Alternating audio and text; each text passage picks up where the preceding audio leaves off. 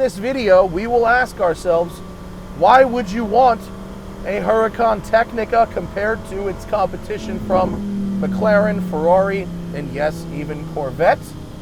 Is it worth the money? And where does it stand in terms of the lineup of Lamborghinis? Hey all, today's video is brought to you by the Brio Beardscape, and they are back with V2 version 2. I love my Brio Beardscape, and now the V2, the second one, is even better. First, the handle is even more ergonomic with these nice rubberized side grips, so it doesn't slip even with wet hands. It's all built around that same really powerful motor and super long-lasting battery. If you were going backpacking in the Andes for 6 months, you could charge this thing up once, and it would last you the whole trip. You wouldn't even have to bring the rather nice looking stand charger with you. It's got an all new LCD screen, that same adjustable blade length that we love, plus all the different attachments that allow me to do my goatee, my side, my top, and body hair all with one unit. It's great. The motor's strong, the blades are perfectly spaced, and this ceramic upper blade virtually never has to be sharpened. It can go for years and years. It's a powerhouse, it doesn't tug or pull, and it has become my favorite go-to buzzer for literally the last year.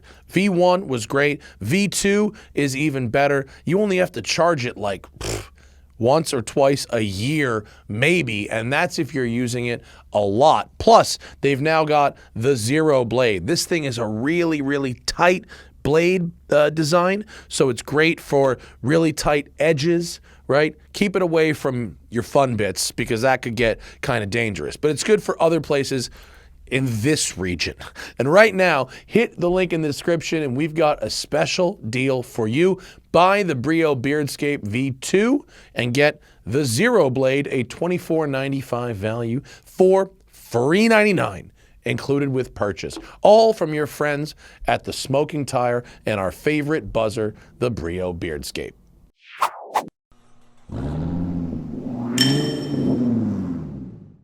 Hello everybody.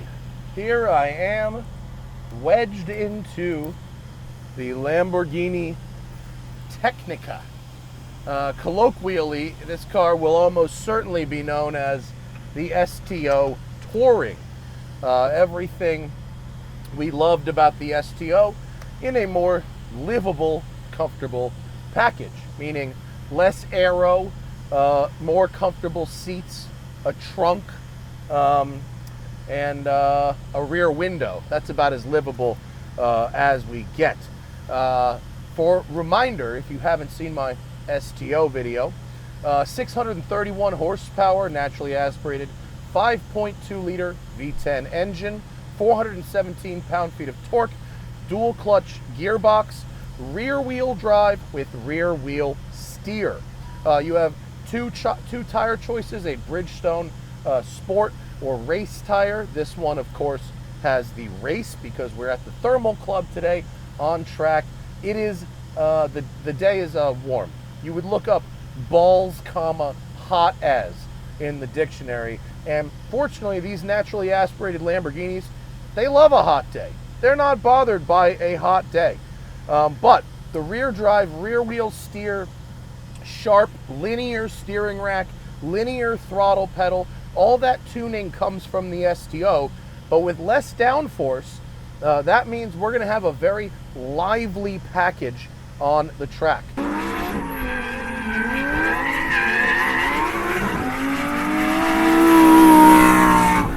It weighs 22 pounds less than the rear-wheel drive Evo, thanks to carbon doors, carbon bonnets, and some other carbon bits, plus lightweight wheels. But even though it doesn't look that different from the Evo at first glance, the new body shape has 35% more downforce than the Evo and is 20% slipperier. The brake design with new ductwork helps the fluid and the pads run cooler, and the pads are now lasting 13% longer. It can do 0 to 60 in 3.2 seconds. It can do 124 miles an hour in 9.1 seconds with a top speed of 202 miles an hour. And as you might guess, it's expensive. You're talking 300 grand, basically. Depending on options, of which there are many, you can customize it in an awful lot of ways. Colors, interior trims, leathers, stuff like that. And we're gonna head out on the track right now. Believe it or not my first track in the Tecnica. We had it at the Road and Track Performance Car of the Year test at Monticello. So I've already got some track time, but I didn't get to do a smoking tire video for you guys. And so here we are. In this video, we will ask ourselves, why would you want a Hurácan Tecnica compared to its competition from McLaren, Ferrari, and yes, even Corvette? Is it worth the money? And where does it stand in terms of the lineup of Lamborghinis? Here we go.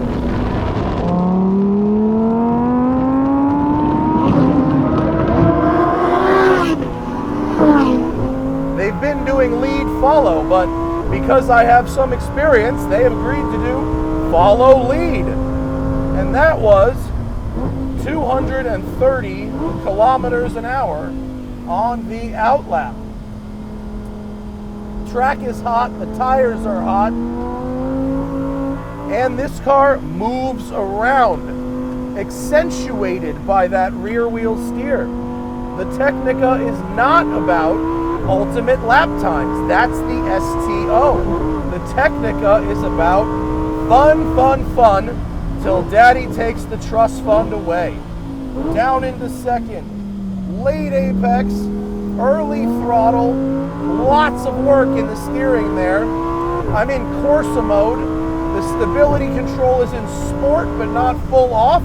Allows me to have quite a bit of slip on the exit without losing control. And in fact, one of the things I really like about this car is that for a mid-engine car, it has an awful lot of corner exit stability. It is not the least bit twitchy, even though you can definitely get it to oversteer, both on the entry and on the exit. One thing that we have learned is if you bang the rev limiter a lot, it does get unhappy. The sound obviously is premium, right? Hexagonal exhaust tips. We may have reached peak hexagon from Lamborghini with those hexagonal exhaust tips, but boy do they sound the business, huh? Gear changes lightning fast. The brakes, the feel is so nice and firm. The pedal pressure is excellent. And they really hold up to hot track day work. They have been running these cars consistently all day, and no brake fluid changes, none of that. The brakes are really holding up nice, able to balance it on the exit there. At Performance Car of the Year, Monticello is a very hilly course, and so we didn't know if the movement of the car with the undulations of the track was the track or the car. Here at the Thermal Club, where the track is totally flat, we know it's the car. The car likes to move around. It's lively, it's fun, it's light. Light by Lamborghini standards anyway.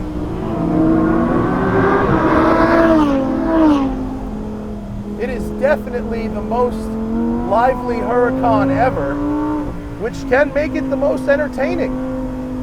Having said that, I drove it in the cold and rain in the Catskills, and not great there. I would call it unpleasant in a wet Catskills back road day. That wasn't really where this car shines. But on a smooth track like Thermal Club here, where you can manage everything. Consistent tarmac. The balance is really fun. I mean, it's fun because it makes you do work. It's unlike other Huracans in that regard. And it's playful and lively. It's not that it's twitchy, at least not on track, but it moves. I'm still working on this late apex, and I can hold that slide just a little longer than I would like. No, that's not true. Not quite as long as I would like. It shut me down because it was a very long corner, and if I was full off, but they asked me not to be full off, and you know, if they're providing the cars and the track, what are you gonna do but oblige? This transition here, really nice balance.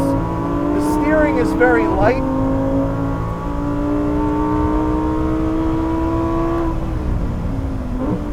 It definitely dances a little bit under braking. It doesn't have the stability of the STO with that big wing. And that really becomes apparent at the high-speed braking sections where it doesn't really plant the tail as well. Still a very, very good time. Very flickable. I need to brake, get down later, and now full throttle. Losing some grip as I hit the bumpy curbing there.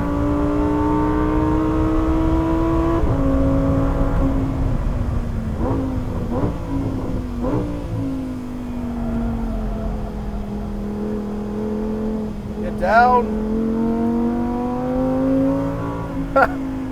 Yorin behind me for the follow lead is sliding his STO. He has turned his cheat code on.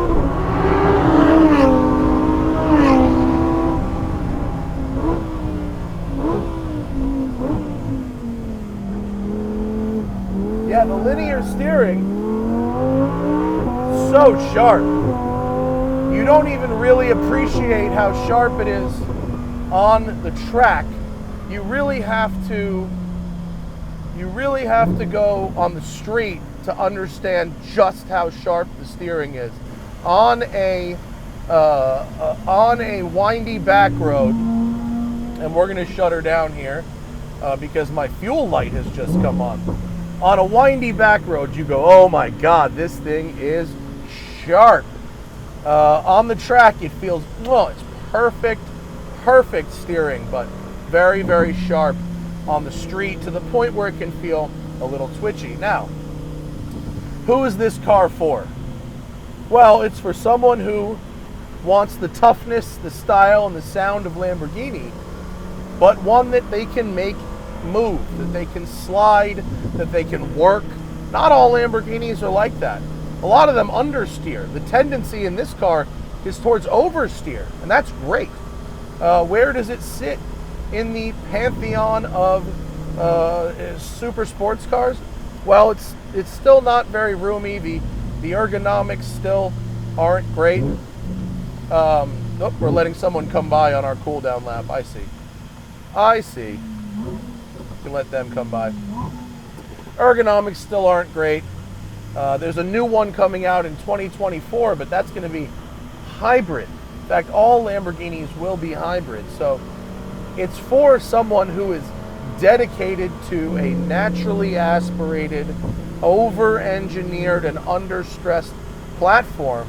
And I still think, based on Lamborghini's current and recent sales, it's a record year, by the way, that there's room for that.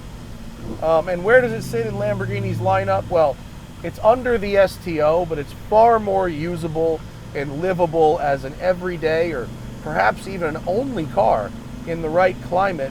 You can see out the rear window, even with this cage installed here. I can still see. I can put things in the trunk. And the seats are much more comfortable than the STO seats. So overall, I really like it. Very stiff competition at Road and Track Performance Car of the Year. So you'll have to wait for that story to see how it does there.